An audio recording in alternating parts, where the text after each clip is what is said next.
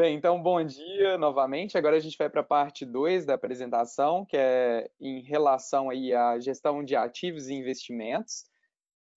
Vamos diretamente para as melhores práticas. Então, em relação às melhores práticas de gestão de ativos e investimentos, nós temos, se eu não me engano, 9 melhores práticas, e essas melhores práticas elas vão estar divididas aí em pessoas, processos, equipamentos e tecnologia.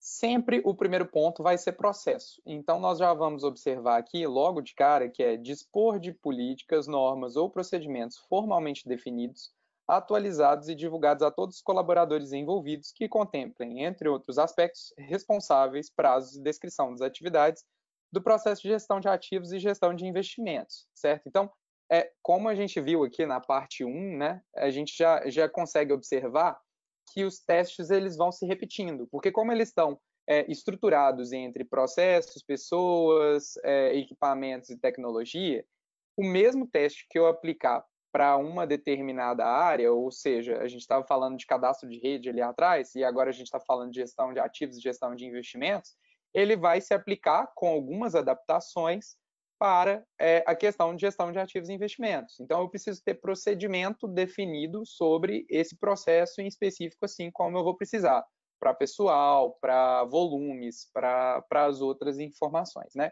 Então, nessa MP, que é a melhor prática 47, nós temos 6 itens-chave. Quais são esses itens-chave?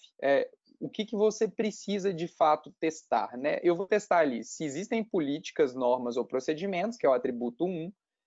Se eu não tiver política, norma ou procedimento, não interessa que isso seja feito na prática. O que vai acontecer é, se eu não tenho política, norma ou procedimento formalizado, de cara eu já estou no menor nível possível de informação. Então, a melhor coisa que a gente tem a fazer, como prestador de serviço, sempre é estabelecer essas normas, políticas e procedimentos por escrito e referenciá-las, se possível, inclusive nas melhores práticas do Acertar, para facilitar tanto a vida da auditoria interna quanto a vida do auditor externo que deve avaliar o processo, tá? Então, existem políticas, normas ou procedimentos. Depois, esses políticas, normas e procedimentos, elas estão atualizadas e divulgadas, e se há responsáveis, prazos e descrição muito bem definidos para cada uma dessas atividades-chave. Então, são os 3 atributos testados. Nesses 3 atributos, então, nós vamos testar eles para cada um desses itens aqui. O primeiro deles é planejamento de orçamento e estruturação do investimento, ou seja, existe um planejamento e uma estruturação do investimento que eu consigo enxergar aqui, estrutura de capital, ou seja, fonte de recurso, destino do investimento por água e esgoto, né? Então, estou falando assim, o recurso ele é recurso próprio, ele é recurso terceirizado, ele é oneroso, ele é não oneroso, o destino dele é para investimento em rede de água, investimento em rede de esgoto, eu consigo fazer, né, o planejamento do orçamento e a estruturação do investimento conforme esses aspectos? Essa é uma primeira observação. Depois eu tenho que observar cadastro de ativo imobilizado e responsabilidades pela manipulação do arquivo mestre desse ativo imobilizado. E aqui a gente entende como imobilizado e intangível, né? Diretrizes para abertura, manutenção e encerramento dos processos da empresa, dos projetos da empresa, tá? Então, é muito importante que a gente tenha essas diretrizes. Acontece, e a gente vai ver que tem outros testes relacionados a isso, o seguinte, eu abro um projeto, esse projeto está em andamento, e depois a área de engenharia que está responsável por aquele projeto não tem um contato muito próximo com a contabilidade, teoricamente já era para aquele projeto ter fechado e entrado em operação, de fato, e ele não entrou em operação porque a engenharia não conversou com a contabilidade e ela não começa já a depreciar ou amortizar aquela estrutura. Então, é muito importante que a gente tenha todas essas diretrizes muito bem estabelecidas. Na parte 2 aqui do teste dessa melhor prática 47, nós temos mais 3 itens, né?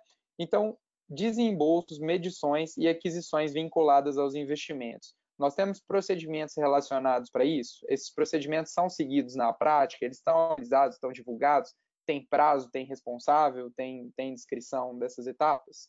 Regras para contabilização de ativos, considerando, aí entra lá, categorias para classificação e registro contábil, índice de depreciação e amortização por categoria de ativo imobilizado, Então, eu preciso ter ali todo um sistema, toda uma gestão para poder me dizer qual que é a categoria daquele ativo, ele vai depreciar em tanto tempo, isso está estruturado, esses tipos de ativos estão muito bem discriminados ali dentro da contabilidade.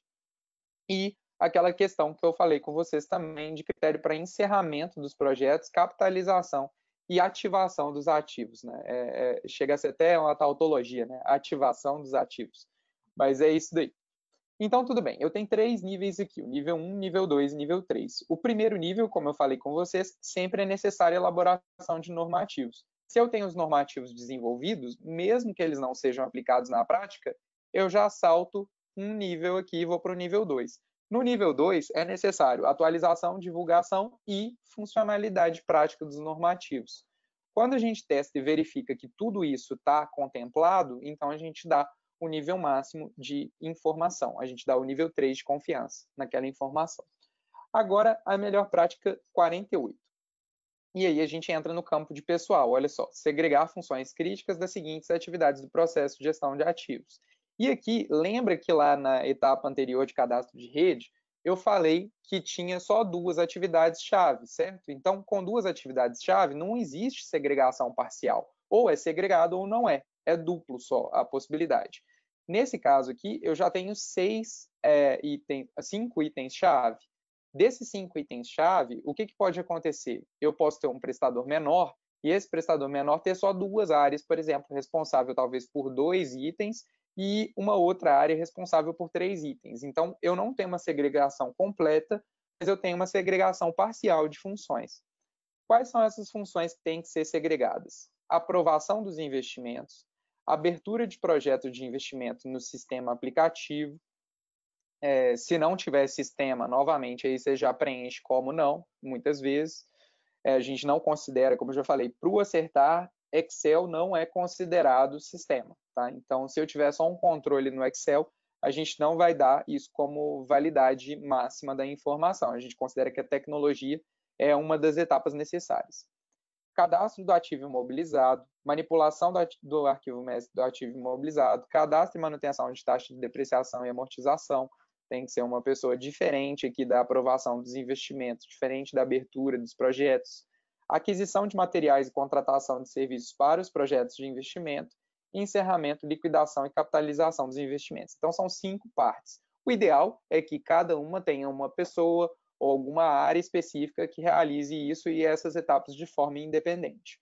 Caso não seja possível fazer isso, é interessante que se tente pelo menos uma segregação parcial dessas funções e aí você sobe um nível da informação, tá? Então, inicialmente é necessário segregar funções, depois é necessário segregar integralmente, segregar totalmente as funções para que a gente tenha então a consideração no nível máximo de informação, tá? Em relação à melhor prática 49, a gente vai ver que ela se replica aqui embaixo, né? Então, comunicar formalmente a contabilidade, a área de patrimônio, sobre o encerramento dos projetos para que sejam efetuados os lançamentos contábeis, transferindo do ativo em andamento para o ativo em operação. Então, é exatamente aquele caso que eu comentei lá atrás. Existe um procedimento de comunicação formal para transferência de projetos encerrados para o ativo imobilizado intangível? Se tem, e na prática, nós temos aqui do nível 1 para o nível 3, não existe um nível intermediário, tá? Então, desenvolver e formalizar o procedimento de comunicação formal à área de contabilidade e patrimônio, com o objetivo de realizar a transferência tempestiva do ativo em andamento para o ativo em operação. Então, o salto do nível 1 para o nível 3 de informação quando isso acontecer. Em relação à melhor prática 50, a gente precisa de dispor de laudo emitido por empresa competente para reavaliação de ativos. Aí só tem uma pergunta, um atributo. A reavaliação de ativos é suportada por parecer ou laudo de empresa especializada? Toda vez que ocorrer algum tipo de reavaliação de ativos, eu preciso ter um laudo suporte para que eu possa executar aquilo e não executar única e exclusivamente por parte do prestador de serviços. Tá? Então, isso é um outro item que a gente aprecia também. E aí, suportar qualquer reavaliação de ativos através de laudos emitidos por empresas especializadas. Se eu não tiver isso, eu tenho nível 1 de informação. Se tiver isso, eu tenho nível 3 de informação. A melhor prática 51 já diz sobre cálculo automático mensal Perdão, gente. Cálculo automático mensal da depreciação e amortização dos ativos imobilizados intangíveis com base nas taxas previamente estabelecidas e de acordo com a categoria do ativo. Então, se eu tenho meu normativo já dispondo sobre as taxas de amortização e depreciação, eu aplico esse normativo, né? Então, existe um cálculo automático mensal para isso? Eu tenho um sistema que consegue verificar e realizar esse cálculo automático? Se sim, eu tenho o melhor nível de informação. Se não, se isso é feito manualmente, por meio de Excel, a gente considera que esse nível de informação é inferior, tá? Melhor prática 52. Realizar revisão mensal independente dos itens inseridos nos ativos imobilizados ou intangível, de forma a garantir que a vida útil e classe de depreciação e amortização estejam cadastradas corretamente. Ou seja, eu tenho um sistema aplicativo que calcula automaticamente essas taxas de depreciação e amortização.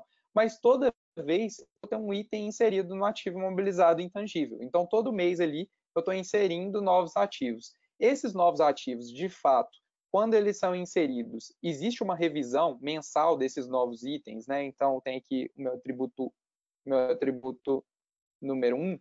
Existe uma revisão mensal desses novos itens inseridos. O funcionário, que é o revisor, ele é qualificado para essa atividade. Então, às vezes eu vou ter que ter ali um engenheiro, né, que vai qualificar aquele ativo novo naquele grupo de ativos, ou seja, ele vai poder me dizer se aquele ativo novo é um ativo, por exemplo, em rede de água, e aí eu vou ter um contabilista que vai revisar essa avaliação e ver se de fato aquilo se enquadra nessa classe de depreciação ou amortização. Então, o último item eu preciso de segregação nas atividades de cadastro e revisão, tá? Eu preciso ter 2 profissionais diferentes que estão avaliando se esses novos itens estão sendo corretamente inseridos ou não nas suas classes de ativos para amortização e depreciação. Aqui, então, nós temos 3 níveis de desenvolvimento da informação.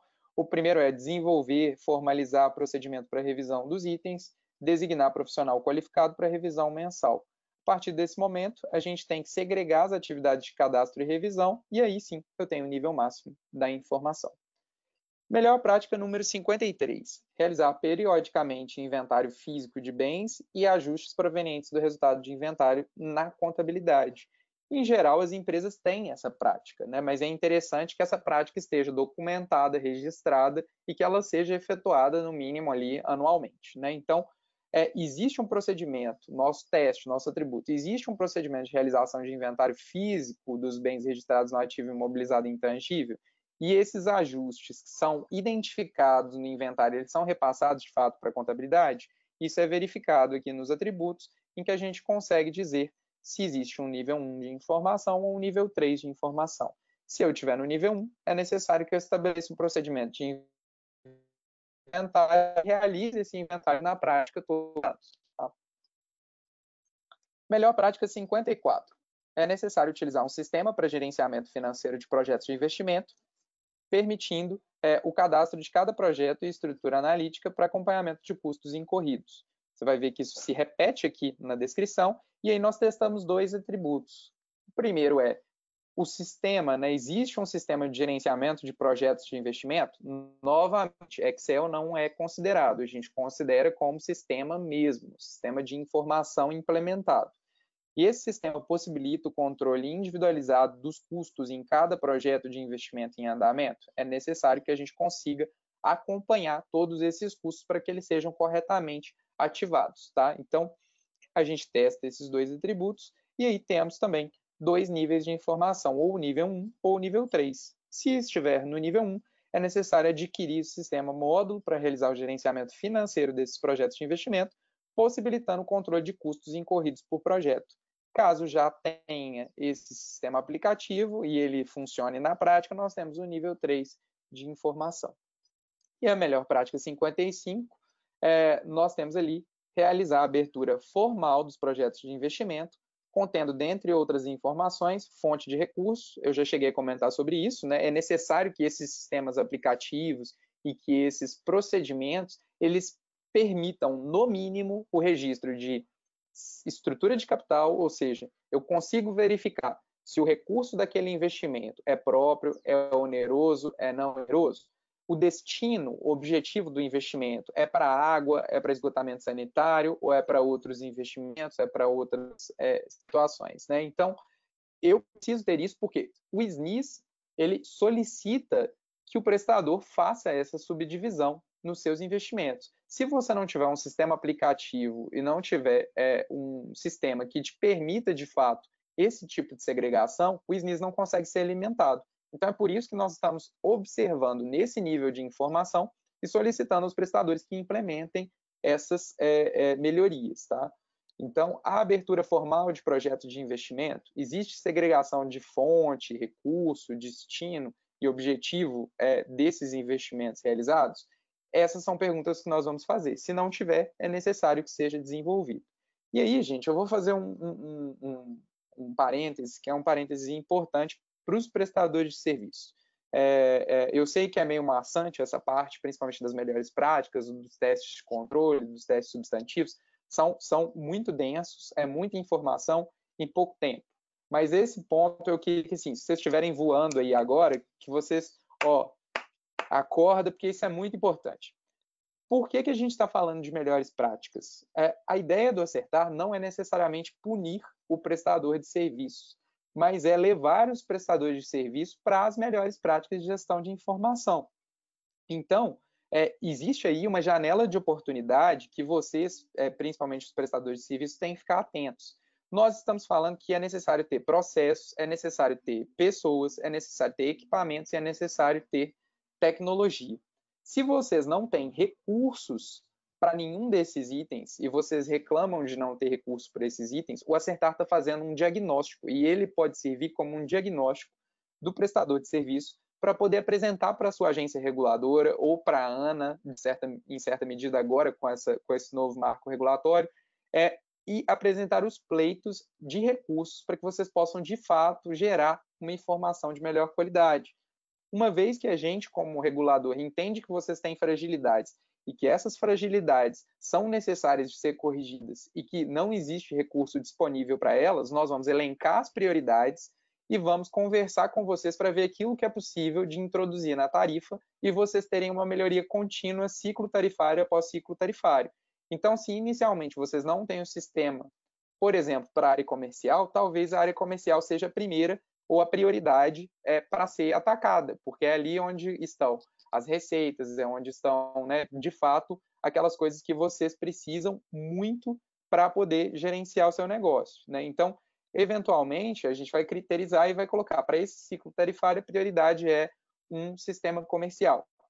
E aí, o prestador ou a agência reguladora pode garantir recursos para que vocês tenham aí uma melhoria na qualidade da informação comercial. Depois, a gente pode passar para a gestão de investimentos ou para o operacional e tal. Isso a depender da prioridade e do entendimento que tanto o prestador de serviço vai ter, quanto a agência reguladora vai ter, tá? Então, eu estou falando isso, e esse parênteses é muito importante, porque vocês precisam entender o Acertar como um diagnóstico da prestação de serviço para que vocês possam ter, de fato, melhorias nas condições de trabalho internas aos prestadores de serviço, tá? Então, aqui nós temos nível 1, nível 2, nível 3. O nível 1 eu não tenho nem sequer procedimento, então é necessário que eu implemente esses procedimentos. O nível 2 eu tenho os procedimentos, eu preciso, de fato, de um sistema, de uma tecnologia que me permita fazer a distinção de água, esgoto, de recurso próprio, recurso oneroso, recurso não oneroso, né, na declaração desses projetos. E aí sim, eu vou ter um nível máximo de informação. Bem, então, feitas essas considerações, eu encerro minha apresentação e me coloco à disposição aí para responder perguntas. Muito obrigado pelo tempo e pela atenção de vocês.